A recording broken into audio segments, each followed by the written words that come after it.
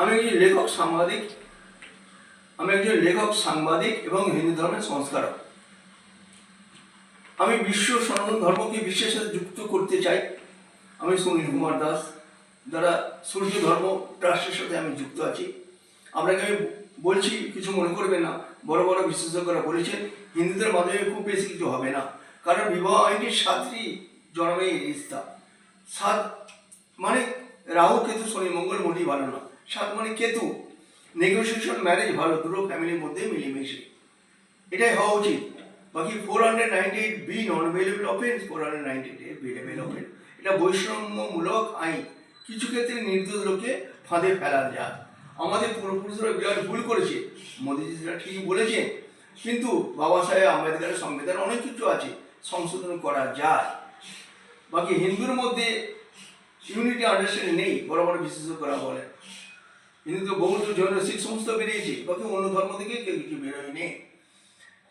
খ্রিস্টানরা এসেছিল, প্রায় 200 বছর রক্ত করেছে, তারা ভালো শিক্ষা দিয়েছে, পরে আবার স্বাধীনতা পায়। যখন মুসলমানরা 500 বছর রক্ত করে, তারা কিছু শিক্ষা দেয়, বুঝছেন? তাদের অগণিত বিয়ে, এটা বিরাট বড় ক্ষতি করেছে সমাজে, পরিবেশটা ক্ষতি করেছে। আর 33 কোটি দেবদেবীর পুজো করে হবে কি? ভগবান রামকৃষ্ণ পরমহংস বলেছেন, ভগবান একটা, নিজের পুজো নিজে করো। কুলীন ব্রাহ্মণ ছিলেন, সারা পৃথিবী থেকে লোক আসতো, দেখতে আসতো। তারই শিষ্য স্বামী বিবেকানন্দ 1893 সালে চিকাগো শহরে হিন্দু ধর্মের প্রচার করেছিলেন। হ্যাঁ, তার মহানতা বলেছিলেন। তাহলে এত দেবদেবীর পুজো করে এত যে অনাচার অত্যাচার হচ্ছে সমাজে, সেগুলো তো বন্ধ হয়নি। সেগুলো জানতে হবে, ইতিহাস পড়তে হবে। খ্রিস্টানরা এসেছিল, তবে আমরা স্বাধীনতা পেয়েছি। নর্থ ইসলামিক কান্ট্রি হয়েছে, যেমন বাংলাদেশ, পাকিস্তান ইত্যাদি। হিন্দু থেকে বৌদ্ধ জৈন শিখ বেরিয়েছে, কোনো অন্য ধর্ম থেকে আর কোনো ধর্ম তেমন বেরোয়নি। তাই সংস্কার দরকার হিন্দু ধর্মে। আর যারা উগ্রপন্থী, তারা চাইলে অন্য গ্রহ চলে যেতে পারে। আজকাল বিজ্ঞান প্রযুক্তি বহুত উন্নতি হয়েছে। হ্যাঁ, আমি হিন্দু জেনারেল কাস্ট যুক্ত আছি। মহাত্মা গান্ধী বলেছিলেন, ঈশ্বর আল্লাহ তেরো নাম সবকে সম্মতি দিয়ে ভগবান। যেমন মুসলমানরা কলমা পড়ে, উচ্চারণ করে, সহজভাবে নারী পুরুষ উভয়ের জন্য সমান অধিকার আছে। বাকি আউট অফ কোর্ট সেটেলমেন্ট করে নেওয়া ভালো, এটা সিভিল কেস। ওকে, তো তারপরে মেনটেন্যান্স সমস্ত সমান আছে, প্রপার্টি রাইট আছে।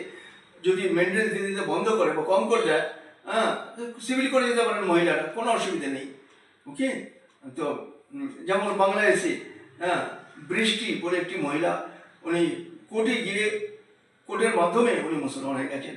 যেমন দীপ্তি চৌধুরী, বড় সাংবাদিক, হ্যাঁ, বাংলাদেশে, উনিও মুসলিম স্বামীকে বিয়ে করেছেন।